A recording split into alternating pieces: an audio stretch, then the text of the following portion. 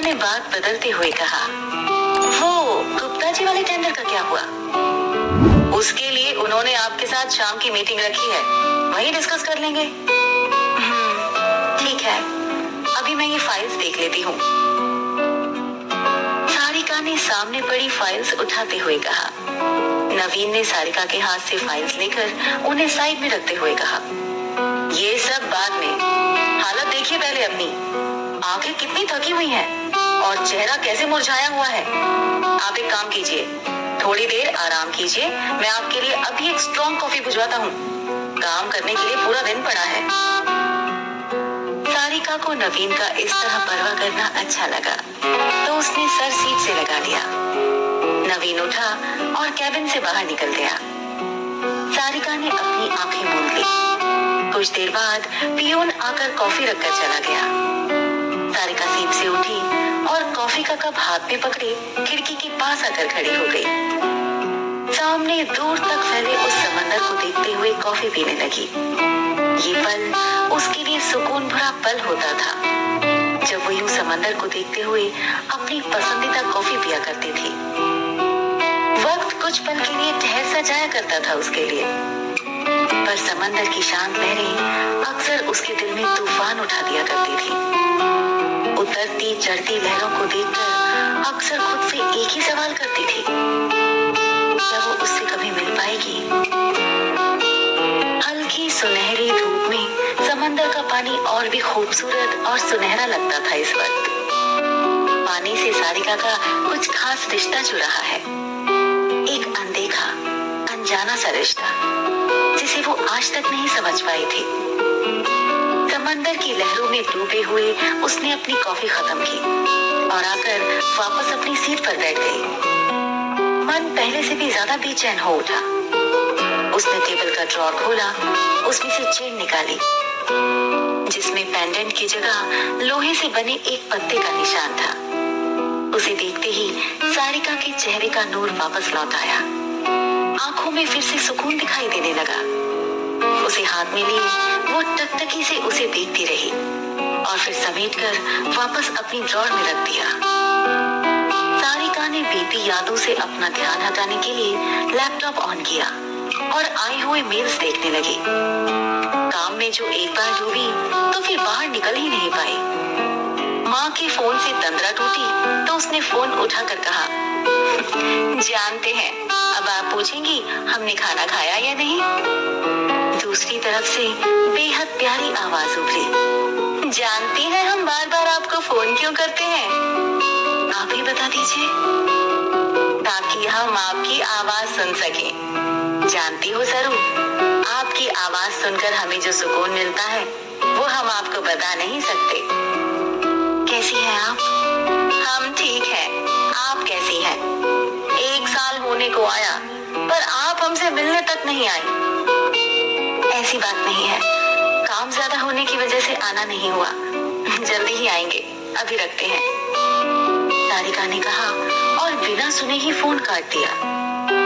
सारिका ने लैपटॉप बंद किया और उठकर बाथरूम की ओर बढ़ गई। फोन की दूसरी ओर सारिका की माँ थी, अंबिका शर्मा, जो कि अधिराज शर्मा के साथ इंदौर में अपने पुश्तैनी मकान में रहती थी। अधिराज जी का इंदौर में खुद का कपड़ों का बड़ा काम था। सारिका उनकी बड़ी बेटी थी और सारिका से 5 साल छोटी एक बेटी और थी, जो कि लंदन रहकर अपनी पढ़ाई पूरी कर रही थी। सारिका ने 7 साल की कड़ी मेहनत से शर्मा कंपनी को इस मुकाम तक पहुंचाया था और वो वर्तमान में मुंबई में थी। मालाबार हिल में उनका खुद का अपना बड़ा सा घर था, जिसमें वो अकेली ही रहती थी। साल में 2-4 बार वो इंदौर जाकर आ जाया करती थी, पर इस बार उसने वहां जाने में काफी वक्त लगा दिया। शायद बीते वक्त की कड़वी यादों ने उसे वहां जाने से रोक दिया हो। बाथरूम से निकलकर सारिका जैसे ही बाहर आई, सामने सोफे पर बैठी उसकी दोस्त रश्मि गुप्ता बैठकर किसी मैगजीन के पन्ने पलट रही थी। मुंबई जैसे शहर में जहाँ चाहने वालों की कमी नहीं होती, वहाँ रश्मि सारिका की इकलौती खास दोस्त थी। रश्मि यही मुंबई में ही अपने परिवार के साथ रहती थी। एक रश्मि ही थी जिससे सारिका अपना सुख दुख कभी कभार बांट लिया करती थी। सारिका ने रश्मि को देखकर चौंकते हुए कहा, अरे तुम कब आई? जी हाँ मैडम, मैं यहाँ। अब आप ना तो फोन उठाती हैं, ना ही मैसेज की रिप्लाई करती हैं, तो सोचा खुद ही आकर मिल लूं। जिंदा हो? क्या रेशु तुम भी इन दिनों मीटिंग्स में बहुत बिजी थी। हाँ जानती हूँ, बहुत काम है, लेकिन दोस्तों को भी याद रखना पड़ता है। और ये बताओ, इतना पैसा कमाकर क्या करने का इरादा है तुम्हारा? पापा से किया वादा जो पूरा करना है। अच्छा वो सब छोड़ो, ये देखो कल रात उन्होंने फिर से एक गजल पोस्ट की है। किसने? सारिका ने हैरानी से पूछा तो रश्मि आकर उसकी बगल में बैठ गई और कहा, वही हमारी पसंदीदा लेखिका। हो, वो बिना नाम पते वाली राइटर। देखो तुम ना ज्यादा बकवास ना करो, और वैसे भी महान राइटर शेक्सपियर ने लिखा है, नाम में क्या रखा है? और ये बात लिखने के बाद उन्होंने नीचे अपना नाम भी लिखा है। जब नाम में कुछ नहीं रखा तो फिर अपना नाम क्यों लिखा? तुमसे तो ना बहस करना ही बेकार है, पर जो भी हो यार, ये लिखती बहुत अच्छा है, तभी तो लाखों दीवाने हैं इनके। सारिका खामोश हो गई तो रश्मि ने कहा, तुम्हें सुनाते हैं कल रात उन्होंने क्या लिखा था। हमें नहीं सुनना, हमें कोई शौक नहीं है ये सब सुनने का, सारिका ने उठते हुए कहा तो रश्मि ने उसका हाथ पकड़कर उसे वापस बैठाते हुए कहा, सुन भी लो। अच्छा बको। रश्मि ने पढ़ना शुरू किया। आ चल चलते हैं एक बार फिर उन बनारस की गलियों में, जहां गंगा के घाट पर बैठकर साथ साथ देखते थे मैं और तुम डूबते सूरज को। मुझे एक बार फिर तुम्हारे साथ वही घाट देखने हैं। शाम की आरती में गूंजता वो शंखनाद तुम्हारी मधुर आवाज के सामने कितना फीका सा लगता है। तुम्हारी वो मीठी सी बातें अक्सर ही घुल जाती हैं मेरे कानों में मिश्री, और मैं खो सी जाती थी। मुझे फिर से एक बार वही आवाज सुननी है, बनारस की उन तंग गलियों में तुम्हारे पीछे भागते हुए। रंगना है अपने बदन को तुम्हारे इश्क की भस्म से, घाट से घाट घूमते हुए गली गली की खाक छान कर अंत में हर शाम मिल ही जाना है हमें। फिर इश्क से भरी उन शामों में तुम्हारे कांधे पर रखकर सर घाट के पानी में बहते उन टिमटिमाते दियों की रोशनी को देखना है। ये मेरी कोरी कल्पना ही तो है जो अक्सर मुझे एहसास दिला देती है तुम्हारे आसपास होने का। वो चेहरा जो लड़कपन में देखा था कभी, इन आंखों में इस कदर बस चुका है कि अब कुछ नजर ही नहीं आता।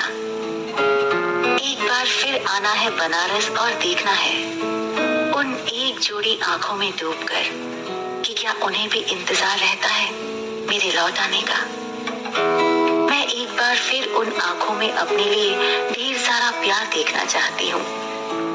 मैं इश्क से लबालब फिर से बनारस देखना चाहती हूँ। रश्मि चुप हो गई। उसने सारिका की तरफ देखा तो पाया जैसे सारिका वहां होकर भी वहां नहीं थी, वो किसी और ही दुनिया में थी। रश्मि ने उसके कान के पास जाकर धीरे से कहा, क्यों, खो गई ना? रश्मि की बात सुनकर सारिका की तंद्रा टूटी तो उसने अपनी चोरी पकड़े जाने के डर से कहा, वो मैं कुछ और सोच रही थी। हाँ मालूम है, हमसे कुछ छुपा नहीं है, आंखें सब बयां कर देती हैं तुम्हारी। क्या किसी की आंखें पढ़ना इतना आसान है? सारिका ने मन ही मन खुद से सवाल किया और उसे खोया हुआ देखकर रश्मि ने कहा, अब कहाँ खो गई? कहीं नहीं। अच्छा सुनो, वो मैं ये बताने आई थी कि कल मम्मी पापा की एनिवर्सरी है और तुमको आना है। ठीक है। सारिका ने दोनों के लिए कॉफी मंगवाई और फिर कॉफी पीते हुए दोनों बातें करने लगी।